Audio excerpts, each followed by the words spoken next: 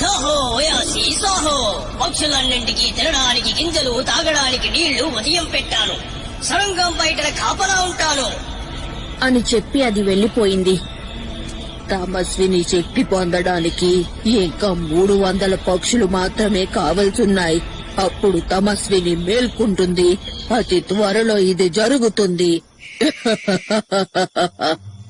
చీకటి పడటంతో ఓయాసి గుడ్లగూబ రూపంలో ఊర్లోకి ఎగిరిపోయింది. అర్ధరాత్రి దాటినా కూడా ఇందు ఇంటికి చేరుకోలేదన్న విషయం బాలకి తెలిసి లాంతరు పట్టుకుని ఊరు వాడా వెతుకుతూ పొలిమేర దాటి అడవిలో కూడా వెతుకుతూ ఉన్నాడు. ఇందు, ఇందు, ఎక్కడున్నావు ఇందు? ఇందు, ఇందు, ఇందు. అర్ధరాత్రి గ్రామ పెద్ద తీసుకువచ్చిన తాంత్రికుడు ఒంటరిగా నగ్నంగా పొలిమేరలో రక్షాహోమం చేస్తూ ఉన్నాడు. అగ్ని రక్షా కవచంతో ఏ పిశాచి దెయ్యం పొలిమేర దాటకుండా చేస్తా. ఈ ఊరిని కాపాడుతా.